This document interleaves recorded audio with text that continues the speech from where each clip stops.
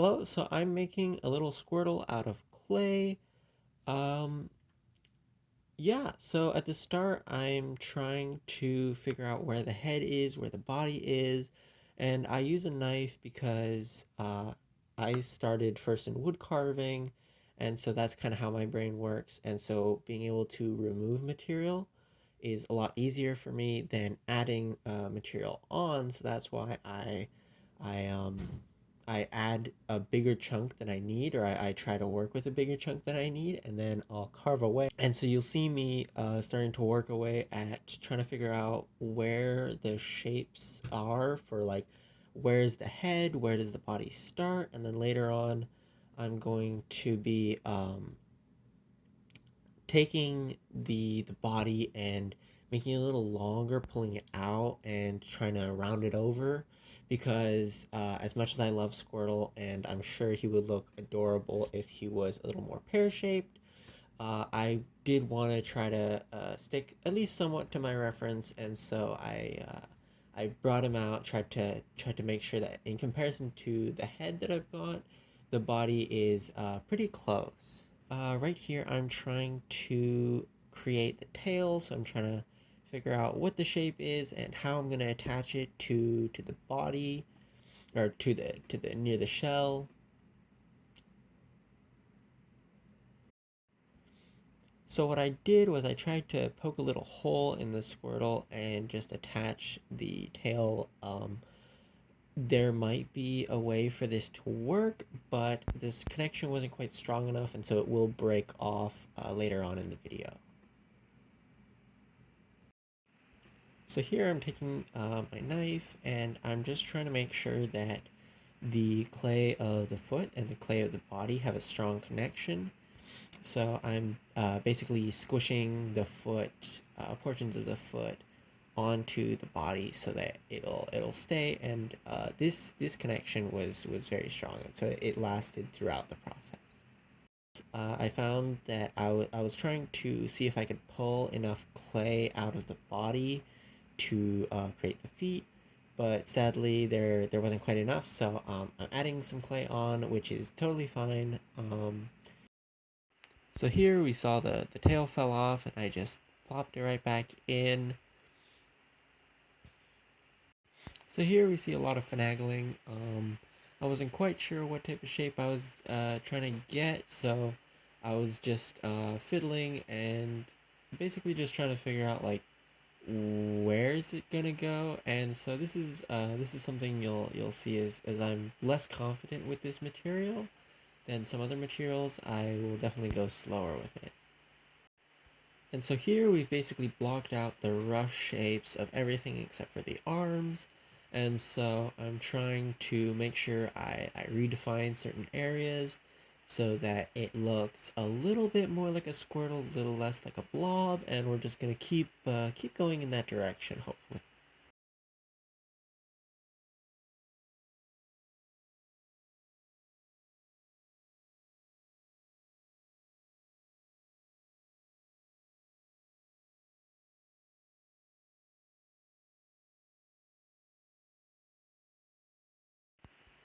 Here I'm trying to just make sure that the amount of clay I add for the arms is equal so that hopefully they'll be about the same size rather than one arm being really big and chunky and one arm being a little skinnier. Here I'm doing the same thing you saw me doing with the legs. I'm just making sure that the arm is well connected to the body so that I don't have any problems of the two different pieces of clay coming apart like I did with the tail. So at this point I've gotten most of the major shapes and I'm just trying to figure out what the heck is going on. And I'm just trying to figure out where I can start adding details and where I still need to refine the basic shape of it. So the clay that I'm using is the medium sculpey clay, and so it's got a certain amount of hardness, but especially when you see the facets that are left by the knife, it's really easy to round those out just with your fingers. And so that's actually something that's really convenient when you're working in the way that I'm working with it, where I'm carving it, and then and so here I'm just trying to make sure that the tail is properly attached so it doesn't fall off like it did last time. I'm using a similar technique to what I did with the hands and feet. We'll see if that's strong enough. The our our toaster oven could use with cleaning the window. I'll hopefully try to do that if I have another clay project.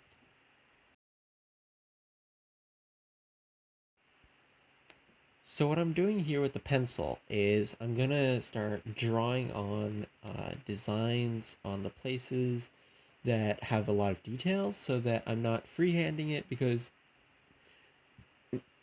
when I freehand it with a knife, then it's often that the design is a lot more lopsided.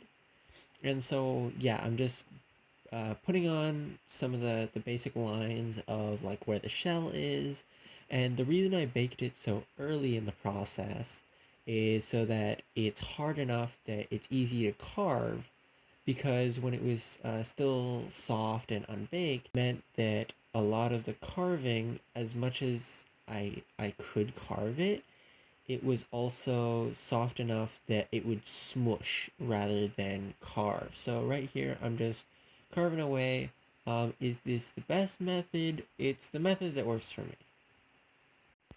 And so here to talk a bit about carving jargon, what I did there was I put in a stop cut so that I would be able to cut up to that line, rather than if I just try to cut without that line, it's a bit like the pencil lines. It's easier to make mistakes and go a little too far. So here I'm creating the separation between the shell and the squirtle's back and their front body, or their feet. So yeah, you can see a lot of the lines that are still visible in the clay need to be removed. And so I'm kind of just going over the whole thing, giving it a once over, trying to really refine the basic shapes of it, and then we'll go in and start really adding all the details at that point. At this point, it's looking pretty rough. There are a lot of aspects that won't be seen in the final design, but we've roughed out the shape, and so I'm really happy with that.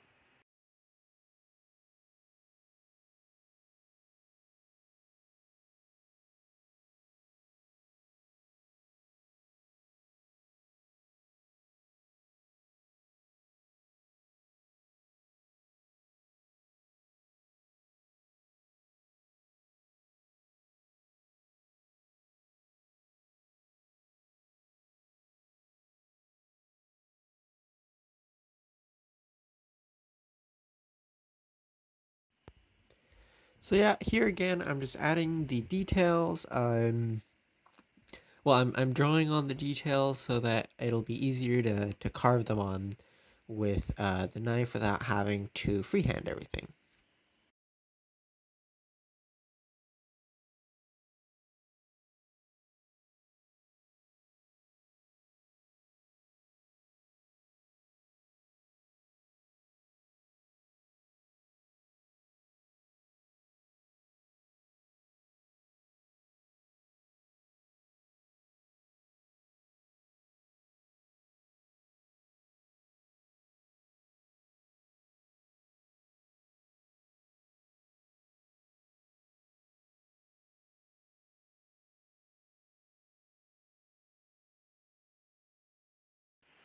So here I leave the screen. I'm gonna definitely work on a different recording setup. I think this was fine for this video, but I definitely like to look into a way of positioning my phone so that I can get some better footage.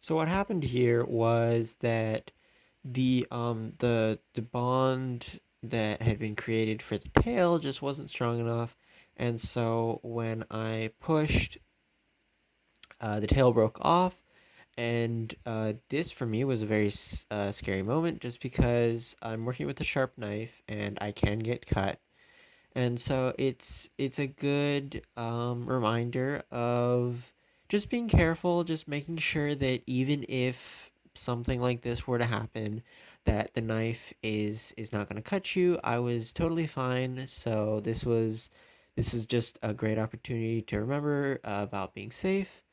But definitely, if you choose to go the route of working with the clay and then only baking it once you've put in all the details, then it is a lot safer, because you're not likely to work with sharp tools like I was in this scenario. So here, the reference of the squirtle I had showed a rim around the shell, and so I'm trying to get that separation between the rim of the shell and the actual shell. So you see, I'm cutting down, and then I'm cutting up to that line that I've cut in, and so that's how I'm creating the separation. And then I'll round over the um the rim soon.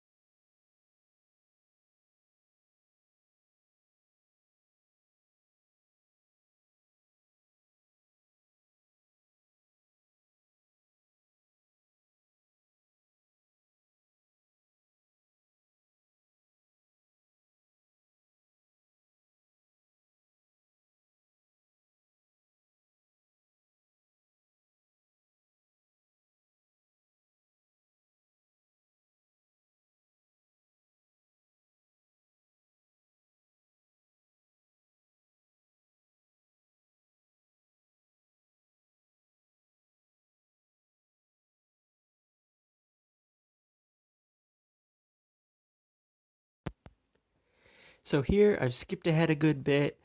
All the details are in. We've got like the shapes on the tummy. We've got the shapes on the shell. We've got the face.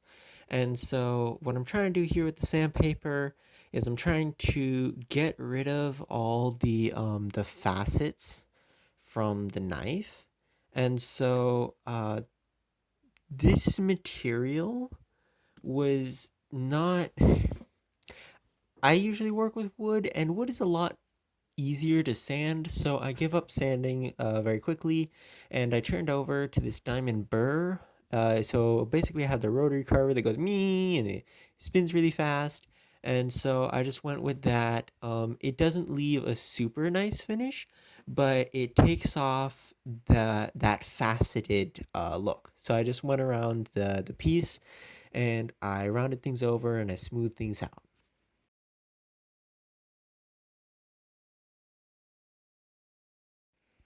So I did a certain amount of rounding over with the rotary carver, and now I'm going on to painting. So you can see a little palette at the side. At this point in the process, I was getting kind of lazy, and so there's a bit of footage of painting, but I didn't film a lot of it. Hopefully, if I do a project like this again, I will have more footage of it. But there's a bit of footage of painting. Basically, what I did was I took blue, white, yellow. I think I had brown and a bit of red for the eyes. I just mixed them a bit to get like the blue I wanted. Definitely, is it perfect? No, by no means, but it served its purpose. And we can see little Bulbasaur right beside him. So yeah, I did Bulbasaur before recording because I was procrastinating and I didn't want to record it, but I recorded Squirtle, so yay. And if you're wondering if Charmander's gonna be a thing, I don't think so. But who knows? Maybe.